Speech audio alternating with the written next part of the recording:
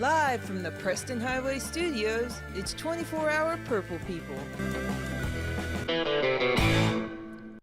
Well, hello, and welcome back to 24-Hour Purple People. My name is John Harper, and we are absolutely thrilled to have you along for the ride today as we are all set to talk LouCity FC, Racing Louisville, and everything to make sure you get your weekly dose of purple. You're addicted. Just admit it. You just can't get enough. You just can't get enough. Just can't get. And on today's show, City is Commonwealth Cup champions. The Commonwealth Cup champions. The Kings of Kentucky Soccer, but also find themselves out of the Jägermeister Cup. Racing Lou is heading back to Deauville from Brazil with silverware and a huge match this Friday evening. And we'll discuss why the club reaching out to its season ticket holders didn't have the desired effect. And joining me for these desired discussions, first, he is Lord Chaos, a.k.a. DJ Casper, the dungeon master of supporter group drama and camper van builds. You're not going to screw me up. He spins pitch-perfect playlists and stats with his goblin. He's the soccer decoder himself. What a jackass. Ken Luther. How you doing, Ken? Yeah, 2 cups, 1 weekend. Woohoo! What a great weekend. And also, doing a run-in, he is an author, singer, dancer, exotic olive oil taster. He's always there to keep me upright. Show some love for Matt Dalton. Matt, what's up? I did keep you upright. That's true. John, there's a storm raging outside I my know. window. Do you think if I get sucked out of here like the opening scene of Twister, it'll help with the views? Do you think the ratings will go up? Everybody will switch over from Ryan Hall, and we will have a huge viewership. And Hell yeah. we have had some really, we've had some good views as of late. We really appreciate the feedback.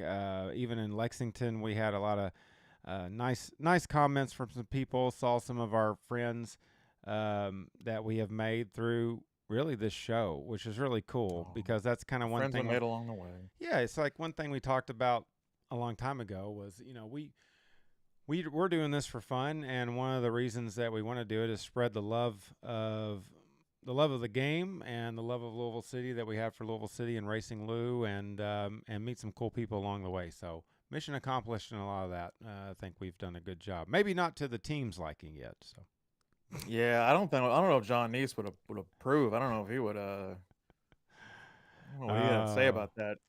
Well, Who more on that later. Moron.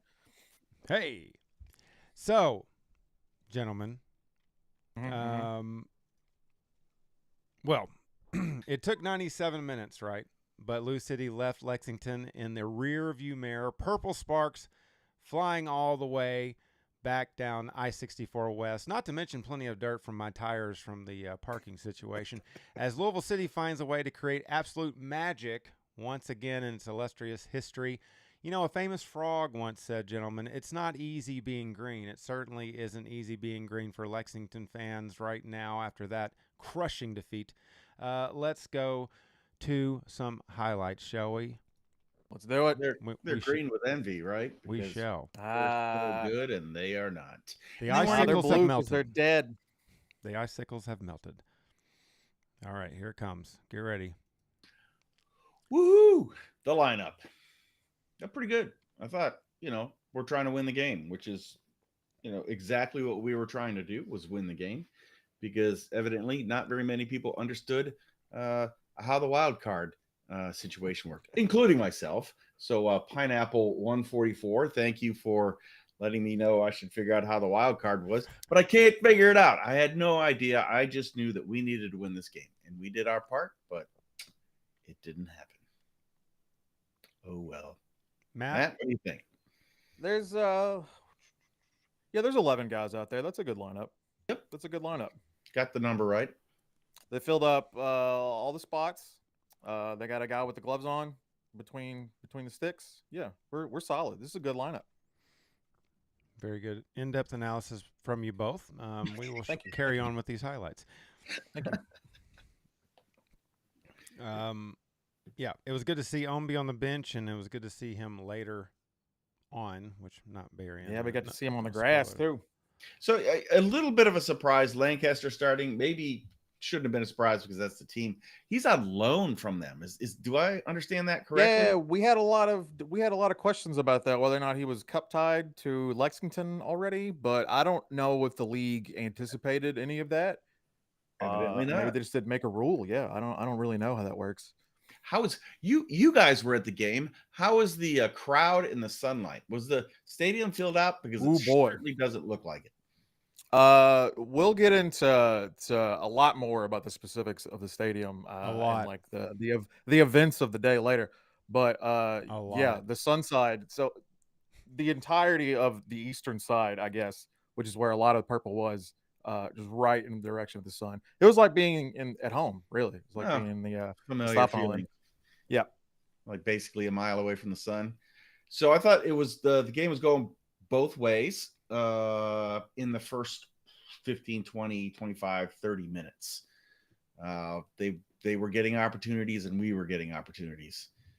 They even hit the post, I think, on this play right here, headed against and hit the post. So thank our lucky stars we didn't go down one right there. I don't think Damian had that. He was pretty close to having that covered, but looked like it was a little high for where he was diving, so it would have been all over. So lucky us. I'd rather be lucky than good. I got some stats pulled up here from this game. So our XG expected goals, ours was 2.86, so almost 3, and Lexington's was 0.67. An XG of almost 3 is wild. Let's see, touches inside the opposition box for us, 54 compared to the 8 from Lexington. 159 passes from Louisville into the final third, 52 from Lexington. And the one that really stood out to me, 41 crosses from LouCity. Yeah, all of those stat blocks, what stands out to me on that one is we went through over 90 minutes of play and we didn't get a single goal. High XG, tons of crosses, tons of shots, tons of passes into the box. And we still are kind of struggling with that final bit. Now, granted, just as we saw there in the highlights, the keeper was playing pretty well. Bird, yes. But still, I think we should be scoring more. Is it we're unlucky or we're just not good enough? What do you think? I mean, it's tough to say. I don't want to say we're not good enough because obviously we're good enough to get this win, get this W. But I have a larger point, I guess we're going to get to a little later that'll touch on this. But I'm kind of accepting this team for what they are rather than like what I think they should be, right? And I think maybe this is just demonstrably just the way the team is. You know, this is like the way we're set up. We're going to take a lot of shots. We're not going to be super efficient. Well, we're going to get the job done. So fatalist of you. We're just going to accept what comes on the field. Whatever works. You know what? Whatever you know works. What I actually think won this game for us is we have a much deeper bench than they did. Oh, yeah. We started to dominate in the second half, and I think our players are more talented than they are. They have a couple very good players, but on the whole, on average, our starting 11 is better than theirs. And then when you dip into the bench at all, our players are significantly better than theirs, and that's where I think this game was won. What do you think? Well, we're not to the good parts of the game yet. That's what I'm trying to watch on these highlights. The good parts, none of good this parts. Stuff.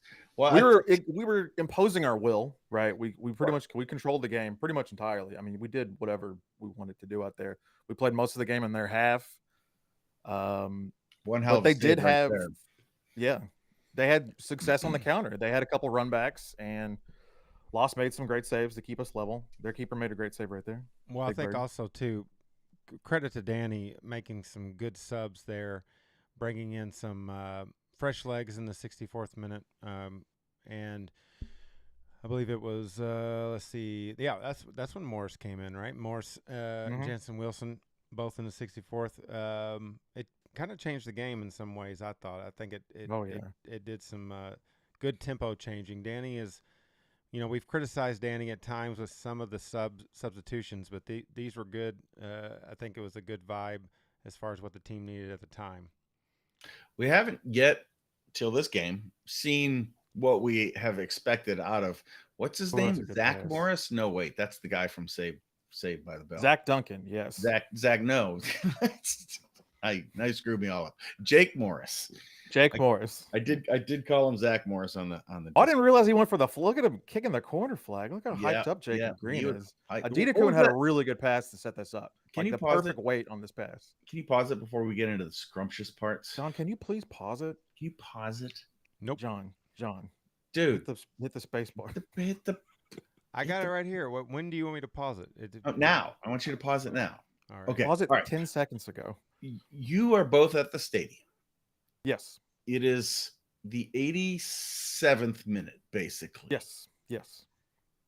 We've been dominating the second half, Mm-hmm. and they Felt like it scored. was just a matter of time. Yeah.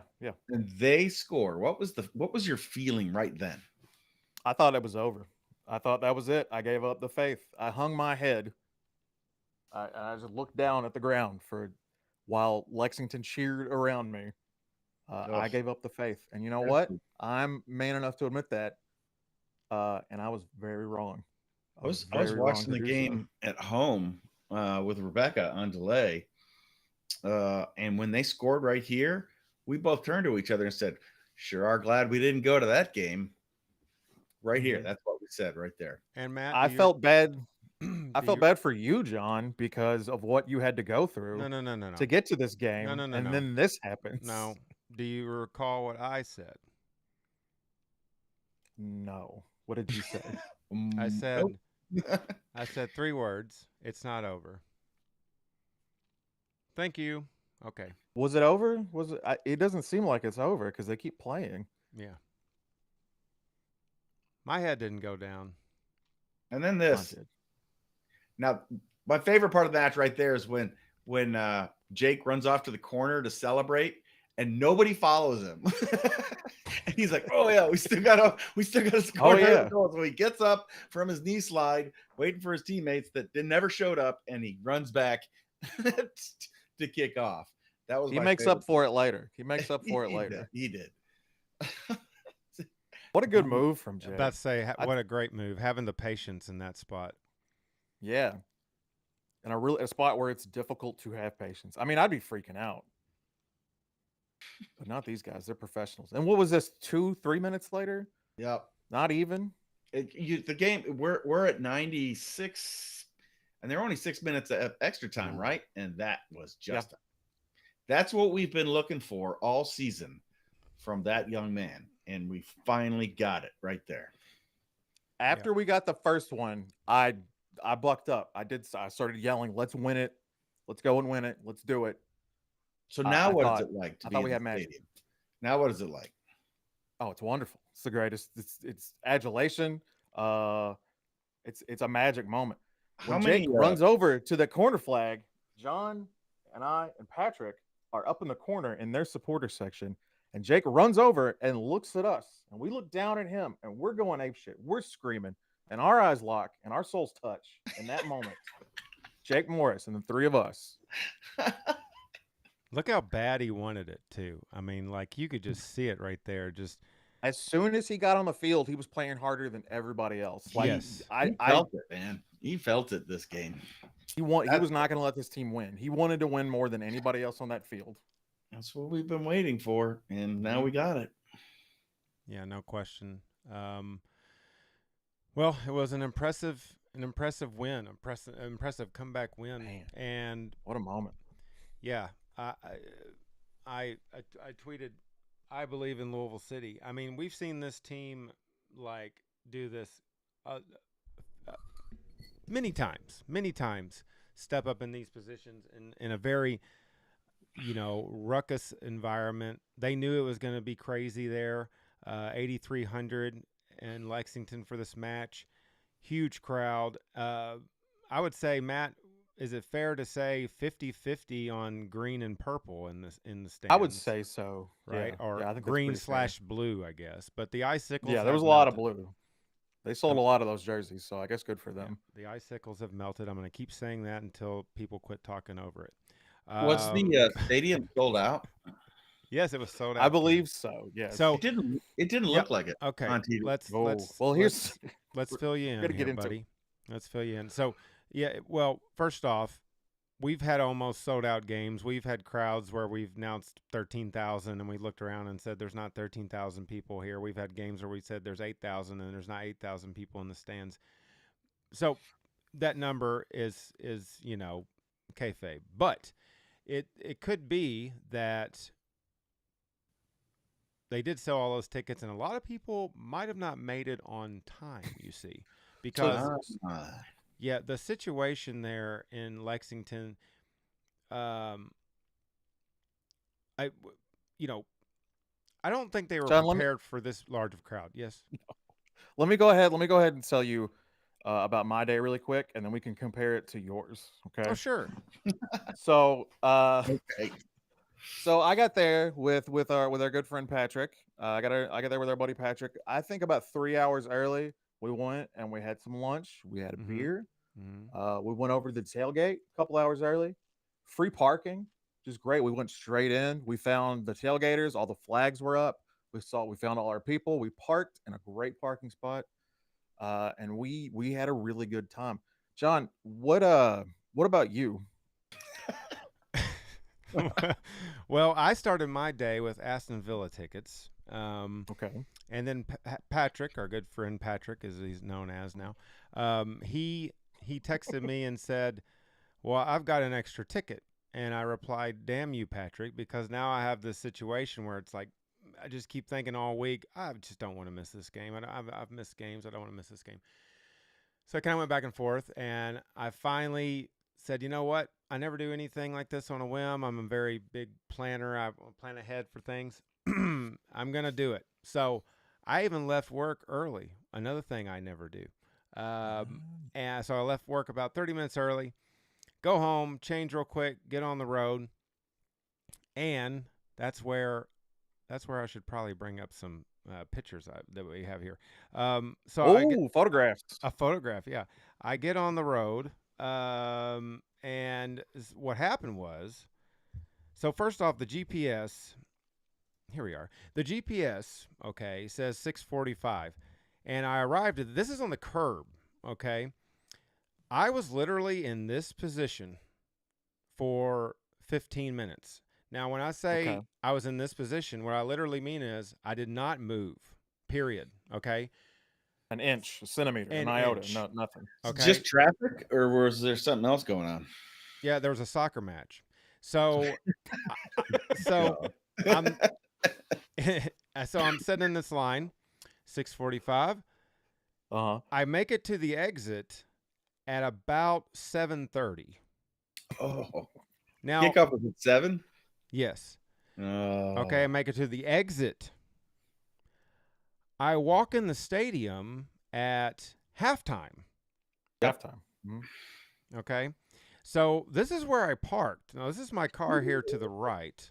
You ran out of parking spots. As you might notice there is no stadium in the background here. The stadium is eons, miles away.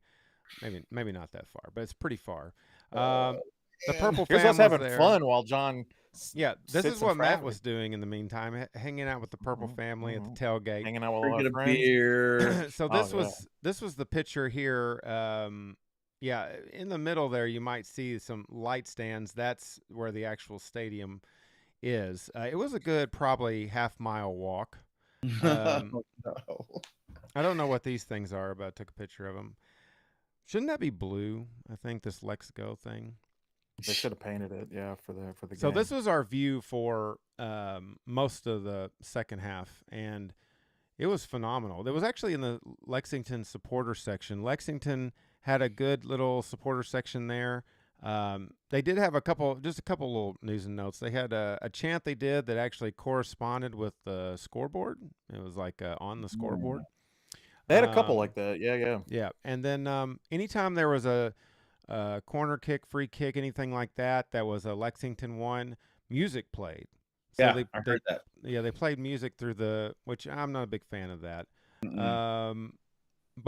Yeah, I mean, so this is second half toward the end there, and I mean, yeah, there's a few empty seats, but not many. Cooper section. This was after the game ended. And there's another party picture. I think Andrew took that one. So yeah, It was fun, but this was what I remembered the most. I was so frustrated when so there's a big roundabout there with all these different parking lots, and I went around this roundabout 3 times. I went around and I was like, you know what? Screw it. I'm gonna park at the Marathon. There's a gas station out there, at the kind of at the front entrance there. Marathon, nope, not a parking spot to be found. Oh, guess what? There's a BP or a Shell or a Speedway or something. No parking spots there. So I go down the road. There's a Starbucks. You can't even get into the Starbucks to get coffee. It's not open so yet. No, it's open. That was a working Starbucks? I thought it wasn't open yet. No, there's cars parked. Dude, there was at least a dozen people double parked. Like they were parked in the drive-through. They were parked in the drive-through. Well, maybe it wasn't open. I don't think it was open yet. Well, I don't know, but so when I would go around this roundabout, the person would say, "Go this way," and it was the same direction I just came from. Like, so I know that maybe this is like a growing pain type thing, but Lexington, you best know that our fans are going to travel. So next year. Now, build more parking lots. Yes. Now, they did have a shuttle from a school down the road that I think was communicated, but there was no indication of it there. So, like, as you're driving around this area, there was no, like, go take a ride on this road and go down to the school, and there's shuttles. Because I think Martin said that he took the shuttle, and it was really nice. So yeah, he's complimentary. Yeah, he said it was fast. It was quick. Everybody was really nice. What's funny about all this to me is that when I parked in the tailgating parking lot, the spot next to me had a cone in it for some reason. I think someone just put it there. Yeah. So we saved a spot for you next to us. We had a spot for you, all laid out. You would have parked next to us. No, we would have like given each other knuckles through the windows. It would have been great. And I appreciate, you guys were kind of like waiting on me and stuff. And I was like, man, go in. And then like my GPS just kept changing, like it would be like 703, 707, 711, 750. I'm like, good God. And I wasn't moving. I started listening to the game on the radio, which was very good, exciting to listen to. But I'm like, I can see the stadium. It's right there. Crazy. But I mean, it was still, I will say a compliment. The stadium's really nice, easy to get around. It is nice. They had what was the beer stand that we were? They had West 6th beer. They had pints for $6, which is West 6 for $6. Really? $6 for a pint. Wow. Yeah. It's the stadium's great. It's take notes. Oh yeah. Oh, we'll okay. So let's do it. Let's just in the tailgate lot. In the tailgate lot, which is paved, by the way, and the parking is free, unless it's not free and I just wheeled in and didn't pay anybody. Well, whatever. It was free for me. But free parking on a paved parking lot, right? And they have, I believe it's a building that they share with the training fields that are just a stone's throw from the parking lot. So in that building, they have picnic tables set up, and they have multiple restrooms that are indoors, that flush, that have sinks, that have air conditioning, and it's a 2-minute walk from where you tailgate. You just stroll on over, and you get air conditioned bathrooms. Wow. Yeah. I probably could have gotten Rebecca to go if we'd known that. I'm just saying, good stuff, Lexington. Good stuff. Somebody maybe in our neck of the woods should take note of some stuff like that. We're not getting. We're parking on rocks. We're going in portalets. That are so hot, the blue stuff is going to the ceiling and dripping back down. Yeah, exactly. Yeah. Well, that might be a little bit of an exaggeration, but no, it was nice. It was a good setup, I thought, and I can't wait to go back. Kudos. What a impressive showing for a League One team overall. Now that we've won the Commonwealth Cup, I love it dearly. Is there an actual? I've always wanted to win it. Trophy. There's an actual cup. Yeah. Yes, we got an actual cup. Jake Morris, funny enough, did not know there was a cup until after the game when he watched them carry it out, and then he went, "Oh, cool, we get a cup for that. I want us a cup. Awesome." That's great. Look what I did. The other cup, though, that we do need to talk about is so in the parking lot, everybody had I believe it was Loudon and North Carolina was playing, the other team in our group, the Mhm. leading team. And we were all sort of watching it. It ended up going to penalties. Nobody could figure out how the hell you advance in My these point. cups. Nobody knew. My point. There, you heard like different theories as you like walked through the crowd. Shoe sizes, alignment of the planets. Potato sack races on consecutive Sundays. Like we don't know. Potentially. Nobody knows. That's the sign of a great tournament, I think. Yeah. Is when Hey, but you know they're nobody going to just knows the change. rules. They're going to change the rules next year, just like they're going to change all the conference alignment. They're also going to change all the rules to all the cups, because when you've been around the USL for 10 years, you know that they're just going to change everything. What was it? St. Louis like started out in the Eastern Conference, then they went to the Western Conference next year, and then the next year they came back to the Eastern Conference. They're just going to do the same shit with the conference alignment, and they're going to do the same shit with the Jägermeister Cup. They're going to be like, okay, this time if your jersey size is averages to medium, then you're going to get a coin toss in zero gravity. I don't know what they're going to do. Yeah. We're gonna do tic-tac-toe and then pick sides like a That's playground. I will say Dizzy that Fat contest, maybe, not sure. That's for penalties. I will say that at the end of the day, what was kind of a bummer, especially Matt, I think you talked about how the stats for this match are just unbelievable. I'm not going to go through them again. You hit on the hall of high notes, but just crazy stats from Louisville City. The 41 crosses to their 10 is just nuts. But touches 33 inside shots to their 9. I don't know if you said the touches inside Lexington's box. 54. 54 for us. So, I mean, just crazy, crazy stats that should have amounted to more than 2 goals. And, gentlemen, if it would have amounted to 3, we would have advanced. We would have gone through. So that's all it was going to take. So it was goals for and not goal differential, correct? One more goal is all we needed. One more goal. I don't even know anymore. Okay. Yeah. Oh well. One more goal is all we needed. So we still won a cup, which is cool. Yes. The Commonwealth Cup, I've always thought is better than the USL Cup anyway. I've been saying that for months and years. That the Commonwealth Cup is the real highest prize, the highest honor in American soccer. But that's just me, What do I know? I'm just a season ticket holder. Yeah, and us season ticket holders, every once in a while, we get kind of information from the team. Everything has not always been peaches and cream for Louisville City fans, racing fans. We know that we have had some issues along the way. It's been a kind of a rocky road at times, and we have regrouped, and things have gotten better that we think overall, or maybe I'm speaking for myself, but I feel like we turned a page and things like that. So, but it hasn't always been great. And sometimes there's things that the team does that we kind of question, or we might not even talk about them on the show, or even talk about them on our Discord, which you could join right now if you get to this QR code that's on your screen. Be a part of it. We've had an influx of Discorders, so we appreciate all the people on Discord where you can hear us or all that stuff, talk about whatever. But we haven't really talked about this on the Discord. That's lost my train of thought. This letter, that came out from John Neese. I believe I actually have the letter somewhere here. I'm not sure. Let's see. I think it's on this screen here. Oh no, it's just a Chevy Equinox there.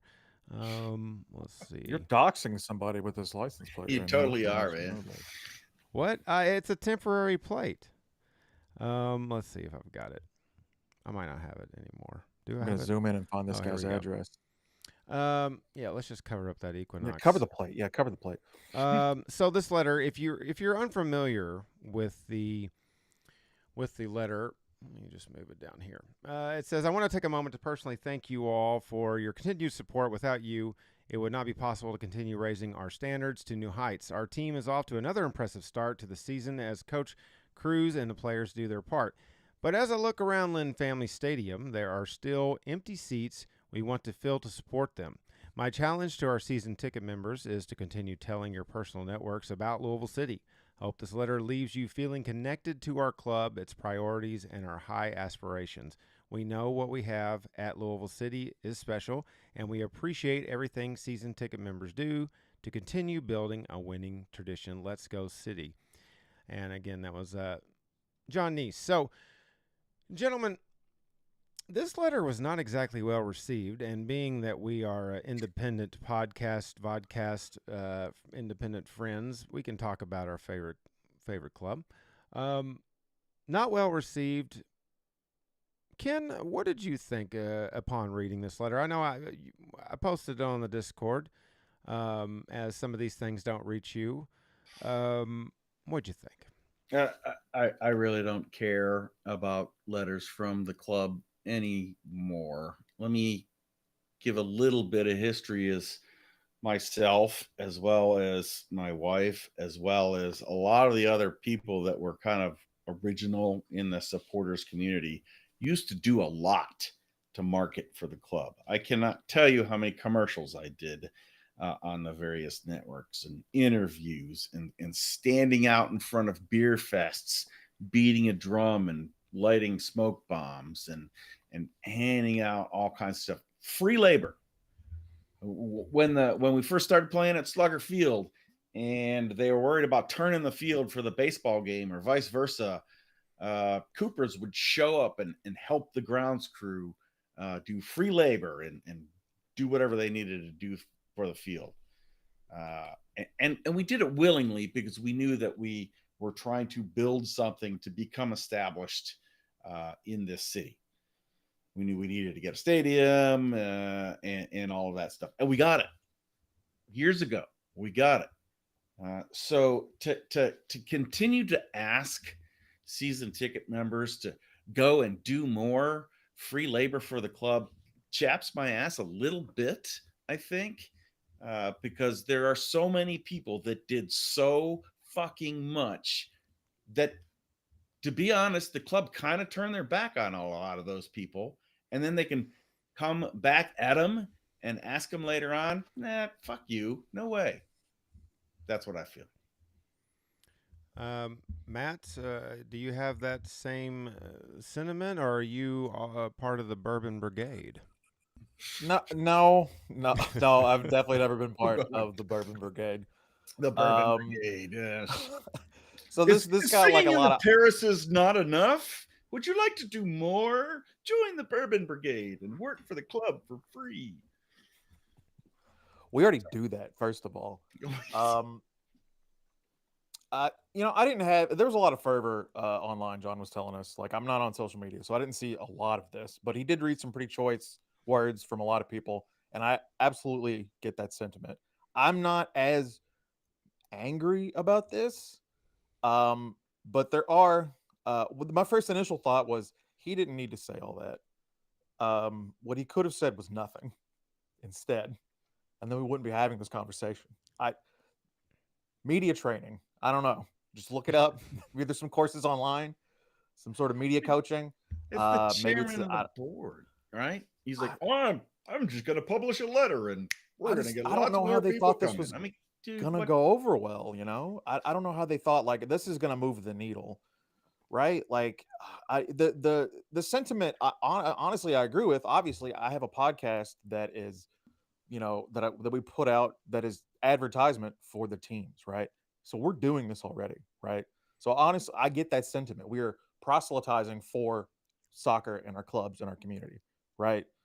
But the tone was off. The tone was off from the start. And also, when you're going to do something anyway, and somebody tells you to do it, even though you were already going to do it, what is your natural reaction to that? I'm not going to do it. For me, yeah, I'm not going to fucking do it now. Now that you told me I need to do it, I'm not going to do it. That's just me. I think a lot of people are like that. So don't tell me to do something I'm already going to do. All right. I'm master of my own destiny. It's totally not surprising to me. I've seen the club do shit like this since year one, honestly, to where it seems like they're just trying to grab more money. And I think the number one, if I went to my personal networks right now, there would be two answers to that. Mhm. Neither of them will be, yeah, I'm going to go and get season tickets tomorrow. No, they're going to be too damn expensive. Tickets, concessions, parking adds up very, very, very quickly. Or wasn't that team that got in all that trouble 4 or 5 years ago and never really apologized for it and just wished it all away? Right? Yeah, I Those think are a the two lot. answers I'll get from my personal networks. I think a lot of the ire is carrying over from the fallout from Holly, and all of that. I think a lot of it is the ire has carried over, and people just sort of don't want to hear No. this from Nice. I mean, again, I get the sentiment, right? Because I'm doing it right now actively, but you just there's better ways to do it. They turned their back on the supporters who were already going out and doing that. And now they're like, oh, shit. Fuck that. It's just funny. Like, why wasn't there a letter to racing season ticket holders? Like, racing is just sort of an afterthought in all this, right? Like, racing has I want to say the lowest average attendance in the league. Is it? But there's no. Yeah, I think North Carolina. Yeah, they might. Yeah, it's down there. It's not great. It's definitely not good this year. Yeah, but there was no open letter to racing fans. I mean, a good point. Or is that mean there's the priorities on city, not racing? I don't know, but that's sort of what it implies to some people, you know. Well, I'm not going to play devil's advocate because I am in agreement with what you guys are both saying in different ways. You know, do you guys remember the Ronco electric food dehydrator? And on that infomercial, he would say, if you promise to tell one friend, we will take an additional $19.99 off or whatever.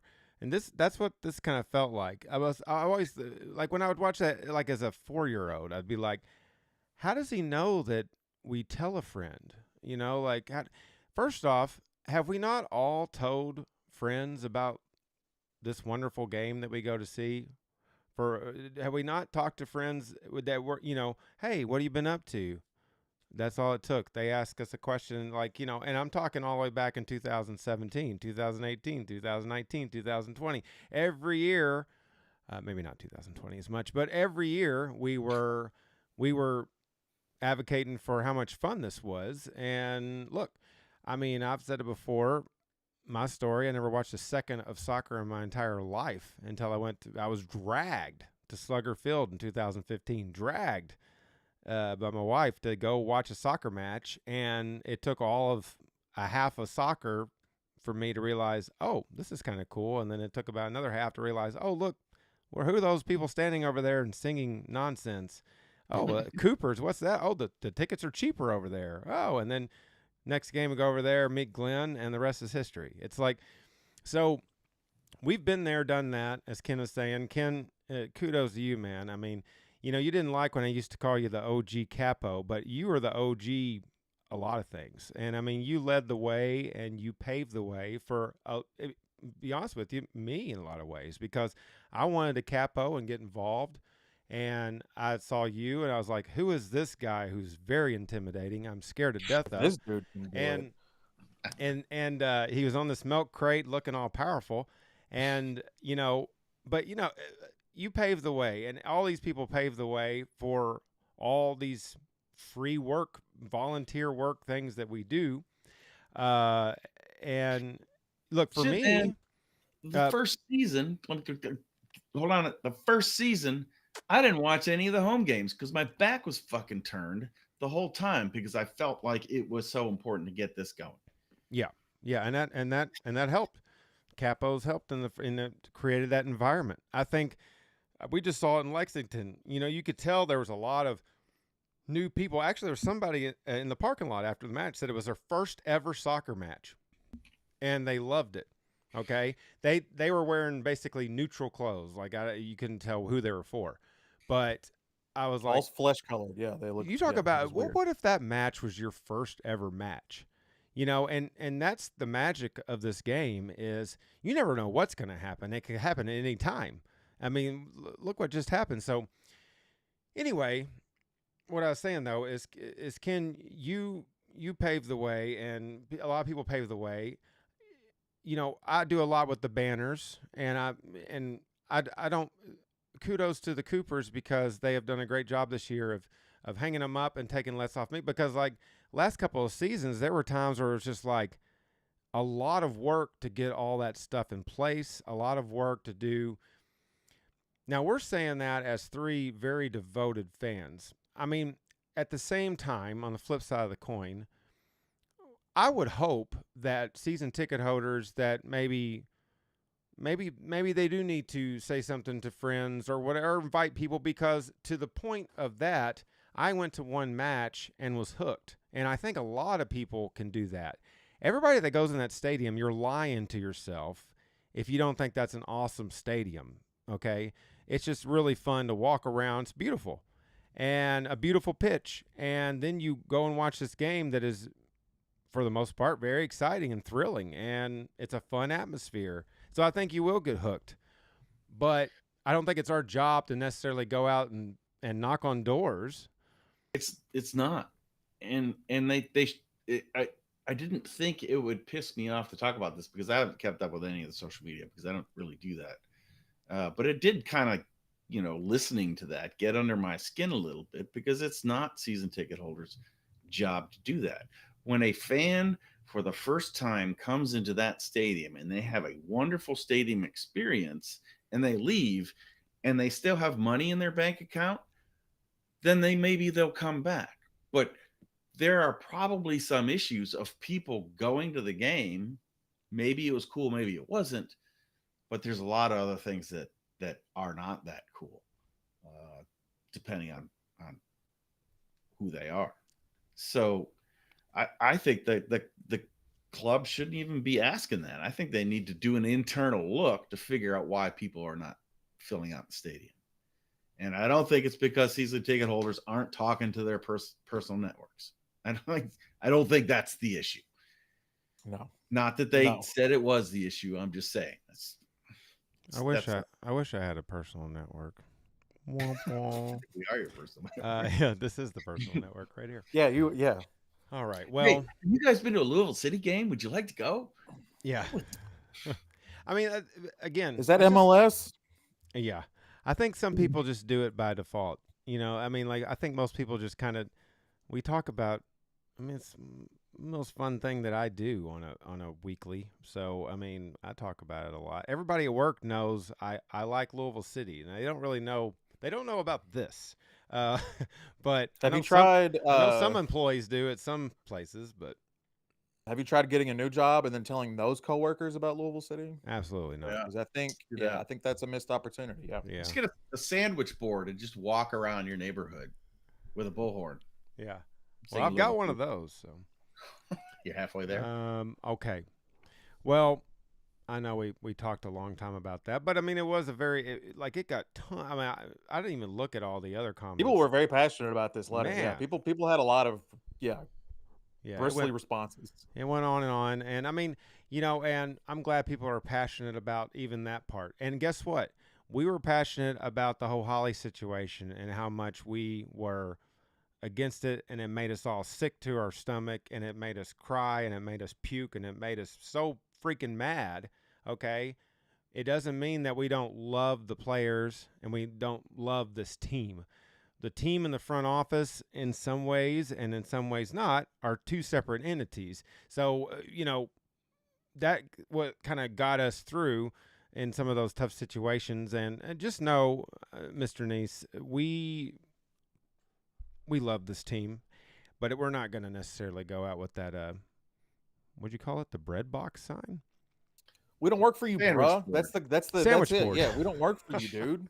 Bread box sign. I got one comment. It just strikes me on how disconnected the leaders. I mean, he's chairman of the board, right? So how disconnected the leaders, the chairman, O'Connor, those folks are from the fan base. They are completely disconnected. They probably don't read social media either. They probably shouldn't. But, back in the day, we used to be on a first name basis with the president of the club. We could always go and say, hey, this is an issue, that's an issue, or things like that. Now there's a rift between not only the front office, but the players a little bit too. And I've talked about this with some of the older players before, is that by moving up to the stadium, it created a little bit of a barrier, or in some cases, a large barrier between the fan base, especially the diehards, and the people that represent the club, whether they're a player or working in the front office. Yeah, I think you're right. And, well, Racing Louisville is also a big part of this, and we're going to move on because hell of a segue. Yeah, it is a hell of a segue, I think. We're going to move on to racing because some exciting stuff. Racing coming back Friday. NWSL is coming back Friday, and this Friday we'll have a huge matchup. But we are flying back from Brazil, and we're flying back with a trophy. Our second Women's Cup, Racing Louisville. An extra carry on. Yes. I know, Matt, we talked about the Vizio streaming device. Were you able to get through and watch some of this match? I watched moments of this match. I watched a few minutes of this match. Mm-hmm. I got Vizio TV Plus.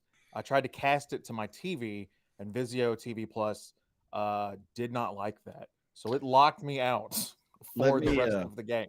I need to tell a story about my experience. Yes, please do. So after 2 shows ago, when we were talking about how to get this game, I believe it was Scared Baseball 1801 said get the Vizio app.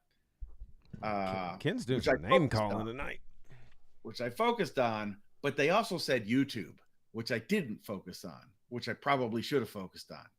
So an hour before the game started, we're like, okay, Vizio app. So Rebecca downloads it on her iPad. We got the Vizio app. She turns it on, and it was like when you get like a phone app on an iPad, it's like tiny. It's like boop, right?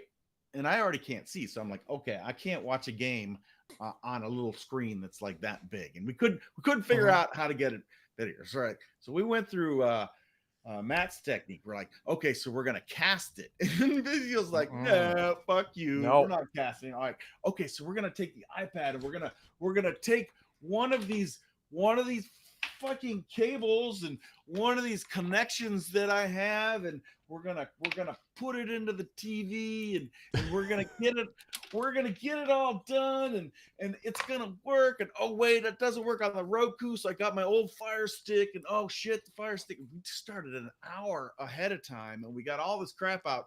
None of it was fucking working. And I'm like, oh. Yeah, Charger Museum there.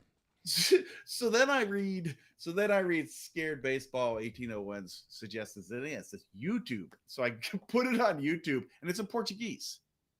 So we got the game on YouTube. Wait, it was on YouTube in Portuguese. Yeah, that's fine. But we could get the sound on the Vizio app. So we just paused the game on YouTube, turned the sound down on the TV, turned it up on the app, and that worked for half of a game. And then the timing got off. So the second half, we couldn't get the Portuguese version was like a minute ahead of the Vizio app, and we couldn't get them to sync. And you can't watch a ball game when the announcers are a minute behind. That's impossible. So we just watched the second half in Portuguese, which was actually. And the whole time you're like thumbing through your Portuguese dictionary, trying to like sound out words. Which I applaud you. I applaud you for trying. Gist. I mean, we've watched games in Spanish before and German and stuff like that. So it's, all the Romance languages are all the same. Yeah, it's no problem. They're all the same. But yeah, it was a madhouse. It took us a good hour to unscrew that. Now what? So what you saw when you saw the actual game was Jordan Bloomer balling out, right? Is that what you saw? Well, the first thing I saw was Emma Sears scoring an unbelievable goal. And I don't know if there are any highlights of it out there, but it is probably one of the best goals I have ever seen her score, and she's scored some great goals Hell yeah. before. So that was unbelievable. And they tied it up. It was a relatively even game, I want to say. So then the shootouts come, and we got the cool thing about the game is they had all these people with like these little teeny tiny cameras. So they were doing kind of their own production game. So you get all these close-ups from various angles because they're all around in the stadium. But after every penalty, they would have a camera on Jordan Bloomer. And she was so confident and she was so hilarious. And I really want to know what song was playing in her head, because she was just like, she'd line up, she'd point at the player, and it was awesome. And, Hell yeah. My comment at the end was Jordan fucking Bloomer stole Big game that Bloomer. show. Woo! Anyway, What a start to her tenure as starter, Yeah. right? Like, so 2 saves in that shootout. That was her second shootout win in a row. She had this to say afterwards. This has been my first almost 2.5 months of being a starter. So this whole experience has been a whirlwind. To be able to be honored with some awards like this is absolutely incredible. What a start. Yep. She Well got deserved.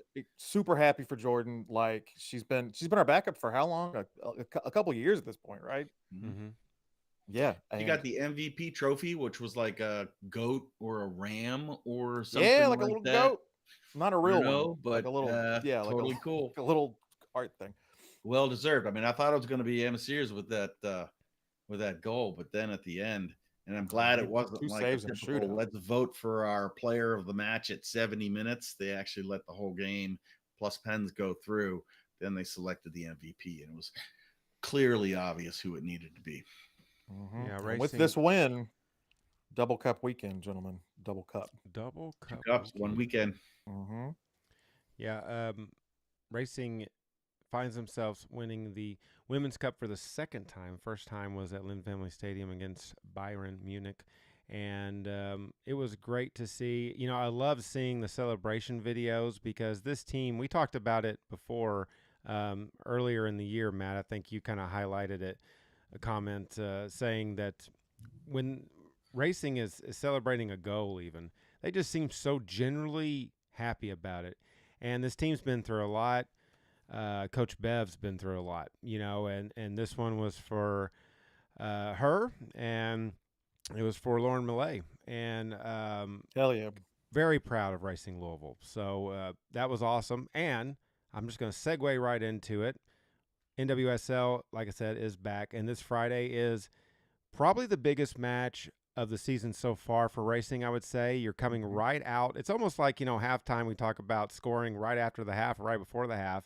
Wouldn't it be great to come out of this international break here on Friday evening at Lynn Family Stadium against Kansas City, which we know what they bring, right? They bring very quality play. Vinia, Chwenga. I mean, there's countless, right? So, Matt, since you said that, Ken, I'll start with you. Friday evening at Lynn Family Stadium. I know I'm really excited about this game. I'm going to say this in a little bit, but we need to get out and support this team. Coming out of the Women's Cup, we need to get out and support in full force. Ken? Yeah, absolutely. Well, they're going to be good. No excuses. Come on out on Friday night and support this team. Do we have any intel on Lauren Millay? Do we know what's going on with her? I have not heard anything, but my ear isn't exactly to the ground. It's kind of in the ground, I think, when it comes to news. So if somebody could help us out. That's a little bit of an issue because she's been a stalwart in the back. So if I she's read you can plug her in anywhere, right? Like, she's vital to. Well, she's our left back. Yeah, I think left back. Anyway, but her skills are like, there's so much verisimilitude or whatever in her. From a versatility standpoint, I think Sonis pulled back to cover where Lauren would play. I think we still played 4 in the back. Hell yeah. So that of course is a little bit of concern. But Kayla Fisher will be back. She should be well rested from her various shenanigans and getting red cards and whatnot. So we should have a full squad. The Kansas City has also been on a break, just like us. I am not sure how many of their players were playing in the various tournaments overseas, international ones like the Euros or anything like that. I don't think that many. They also had a cup tournament called the Teal Rising Cup. They also played, yes, they also played Palmeiras. They won it. They also played Palmeiras. I was like, were these cups at the same time? Nope, they were not. So they played the same competition we played. All of these games were competitive. Our game with Palmeiras was competitive. Kansas City's game with Palmeiras was competitive. So they're coming to our house. We should take competition to them and beat them. KC played at home over the break with the Teal Rising Cup, right? Wasn't that at KC Stadium? I think it was the weekend after 4th or something like that. Yeah. So historically, actually, we have the edge in terms of records against Kansas City. We're actually 6-4-3, which I did not know in our 13 matches against them. We've won 5 of our last 7. All right, the momentum is absolutely on our side. This has been the best stretch, the best run of play in team history. We're getting Bethany Balser back for league play, right? So we have a fresh striker in there that should help quite a bit when she gets back up to speed. I mean, Casey's really good. They're number 1 for a reason, right? But there's no reason why, again, like you said, we can't take it to them. We're a hot team right now. I think we're hot. We're very hot. So got confidence up. Let's do it. Bring it.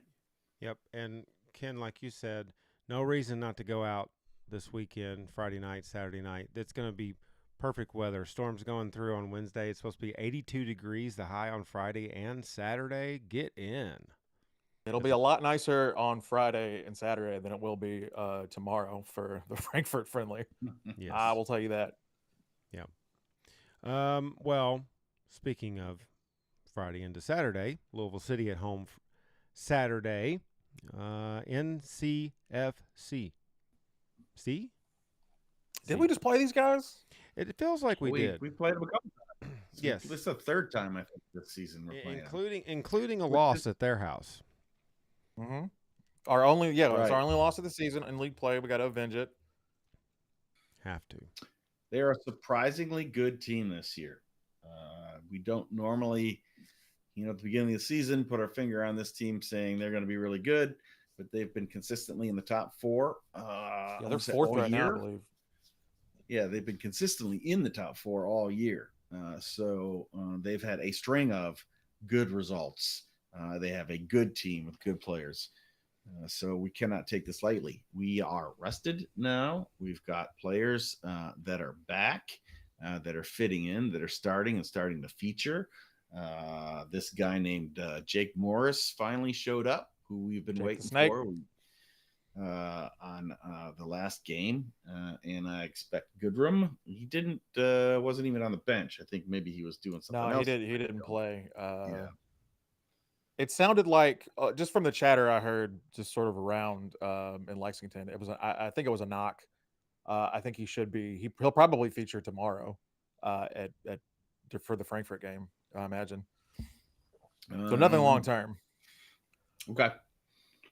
So, no reason why we shouldn't have a good result against this team. It's going to be a tough, competitive match, no doubt about it. But we are a better team. We are a better so team. North Carolina's, they're sitting in 4th. We're in 2nd with 38 points. North Carolina, kind of Charleston and us are 1st and 2nd. We've reached the 30s in terms of points, and then Loudoun, there's kind of a second tier there at 3 and 4. Loudoun's at 27 points, and North Carolina's at 26. Just, we need to keep winning if we want to hold on to that player shield. Charleston's ahead of us by 3 points now, right? Mm-hmm. We do have a game in hand.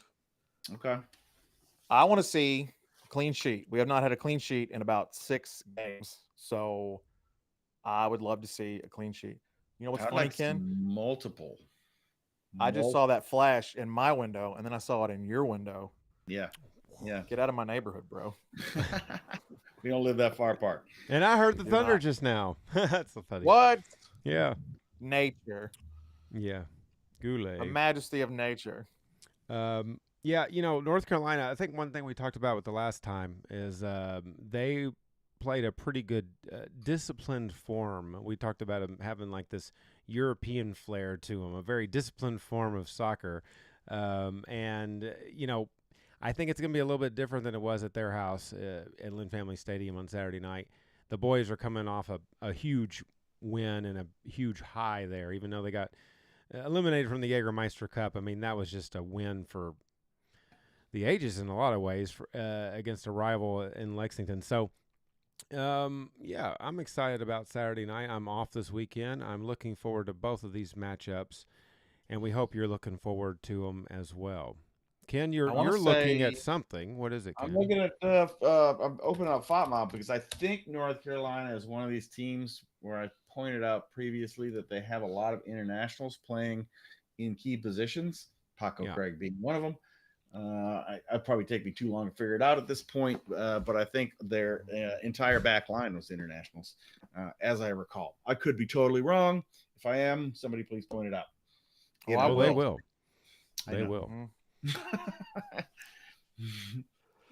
The last North Carolina's last one against us, I believe, came via a set piece. So that's kind of been a running theme this year is set piece defense. So I would like to see us again with the clean sheet, set piece defense. Really got to clean that up. That's the stuff that loses you games. Yeah, they do, especially if you're only winning by one goal consistently, which is, I think it's the bigger thing. The bigger theme this year is our multiple chances and high XG and all that stuff that indicates we should score a lot of goals, and we're not. Yeah, there's a lot of meat left on that bone, right? We're leaving a lot on the table, especially with shot. I mean, look at the shot charts. What do we have? 33 shots, only 8 on target against Lexington. So, yeah. They were crowding the goal. Yeah, they got a lot of bodies in the box, deflections and shit like that. So a lot of block shots. Yeah. Well, we'll see what happens. I mean, I think we're gonna have a good match, and some news and notes. I think that it would be good to say that a good weekend all around. If you look at it like this, 20,000 people watched soccer in the state of Kentucky on Saturday at 2 locations in our 2 biggest cities, with an international friendly at Lynn Family Stadium and Louisville City playing at Lexington, all right here. I mean, soccer in the Bluegrass is taken off quite a bit. And, one thing I think we posted, I'm not sure who came up with this little thing here, but basically, let's see if I can find it. I can't find it. But yes, here it is. If you would have told us on March 28th, 2015, that Aston Villa and Frankfurt would be playing in Louisville at a soccer-specific stadium while Louisville City was playing at Lexington days after Racing won its second Women's Cup, our heads would have exploded. One thing I talked about, we had a little meeting at work, I talked about not taking things for granted, being humble. And in 10 years, what we have grown here through people like you, and you, and you, and you, and you, and all of us, this community, the Purple family, has grown it. And we know that it grows organically, and we went on a massive little rant that made this show run over a little bit. But in 10 years, I think we can all say we really appreciate what this has become. And it's just awesome. It's just crazy to think. That was one thing that crossed my mind, was like, I am driving an hour and 15 minutes from an international friendly to watch my club, but it's in the same state with another team. I mean, it's just crazy to think about. So, I don't know. That was kind of cool. All right. That's my closing thoughts. Anybody else have any closing thoughts? How many people were at that Villa? 11,200 and something. Yeah, close to 12,000. Stadium looked full. That in this case, unlike the Lexington game, this stadium looked very full. Lynn looked full. Well, they could get to that. They could get to the stadium. We couldn't. Yeah. That was the problem. Yeah. Yeah, Thanks for bringing that. How come back we up. get 12,000 for a friendly, but we can't get 12,000 for your 2-time Women's Cup champions? How I come we don't can't think- get 12,000 for your 2-time USL champions? I don't Yep. think we've broken 10,000 at City so far. I don't think this we year. have. I don't think we have.